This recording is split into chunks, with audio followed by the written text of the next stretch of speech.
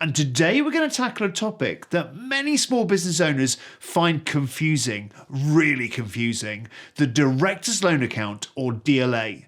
We'll dive into what it is, how to use one, and the tax implications. And don't worry, we've got some fun examples to keep things interesting. So let's get started.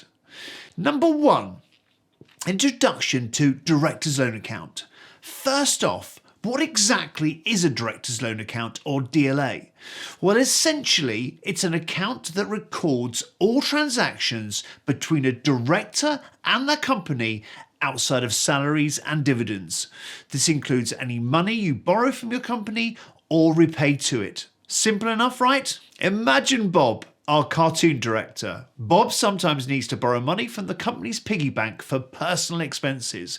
Every time Bob takes or returns money, it gets recorded in the Director's Loan Account. It's like Bob keeping tabs on how much he owes the piggy bank. Number 2, how does a Director's Loan Account work? Here's how it works. If you, as a director, take money out of your business that isn't a salary or a dividend, it's considered a loan. The loan must be repaid within 9 months and 1 day of the company's year end to avoid tax penalties. Conversely, if you put personal money into the company, that too is recorded in the DLA. Remember Bob? He needs to repay the money he borrowed from the company's piggy bank within 9 months and 1 day after the company's year end, otherwise there might be tax penalties. Number 3, tax implications of a Director's Loan Account. Now let's talk about the tax implications. If your loan balance is over £10,000 at any point in the year, it's treated as a beneficial loan.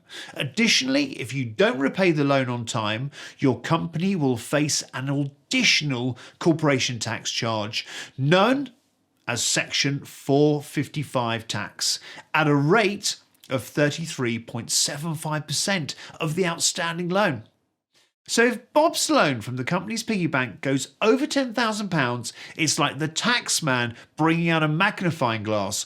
Bob could face additional taxes, and if he doesn't pay the loan on time, the company could get hit with a 33.75% tax charge. Number 4, managing your Director's Loan Account. To manage your DLA effectively, keep accurate records of all transactions, ensure loans are repaid within the specified time, and be mindful of the tax thresholds. This keeps and avoids any unexpected tax charges and keeps your finances in good shape. Bob's doing it right. He's keeping records. He's repaying his loan on time and watching those tax thresholds. Be like Bob and stay on the safe side with your DLA or Director's Loan Account. So, a little mini advert from us. Why use Crunch?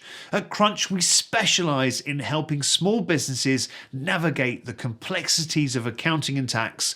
Our expert advisors are here to guide you through managing your DLA and any other accounting needs. Don't hesitate to reach out if you have any questions at all. So, thanks so much for watching. I hope this video has clarified what a Director's Loan Account and the associated tax implications are. If you have any further questions, please feel free to call our Crunch Advisors team directly, and you'll find the numbers on crunch.co.uk. So don't forget to like, subscribe, and hit the notification bell for more useful tips. And until next time, take care and keep thriving in your business.